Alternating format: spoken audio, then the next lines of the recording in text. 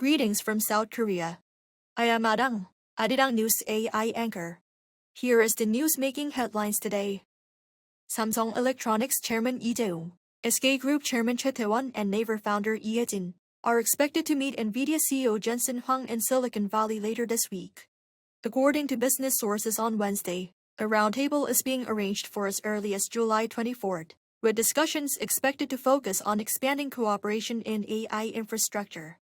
The meeting could also include OpenAI CEO Sam Altman and Anthropic CEO Dario Amodei, bringing together executives from companies that lead key segments of artificial intelligence, from advanced memory chips and graphics processors to generative AI services.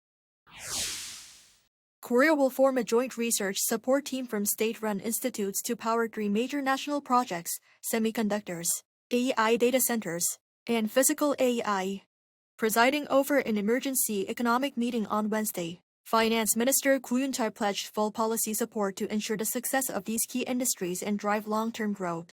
Koo also highlighted efforts to manage supply chain risks amid heightened Middle East tensions, securing stable crude oil and naphtha supplies through August. Additionally, the government approved a restructuring plan for the Yeosu petrochemical complex, backed by over 700 billion won, roughly $473 million in support. Korea's Producer Price Index, a key gauge of future consumer inflation, remained flat in June from the previous month to end a 9-month streak of gains, though it rose 8.6% year-on-year. According to preliminary data from the Bank of Korea on Wednesday, coal and petroleum products dropped around 5% last month due to lower oil prices, while computer, electronic and optical devices rose about 2%, driven by steady demand. However, the Bank of Korea notes that producer prices are still showing a high growth rate year-on-year, and secondary effects from oil price hikes are expected to persist. U.S. President Donald Trump said Tuesday that the United States would respond if Yemen's Iran-backed Houthis move to blockade commercial shipping in the Red Sea. The Houthis declared a naval blockade of Saudi Arabia on Monday, threatening to attack any vessel loading or unloading Saudi oil. That's already disrupting traffic, with 2 tankers carrying Saudi crude to Asia reversing course in the Red Sea on Tuesday. Trump later said the U.S. would strike Iran's fortified Pickaxe Mountain nuclear site pretty soon. Yet the war is taking a growing financial toll on Washington, with Defense Secretary Pete Hegseth revealing that the U.S. campaign against Iran has already cost $37.5 billion.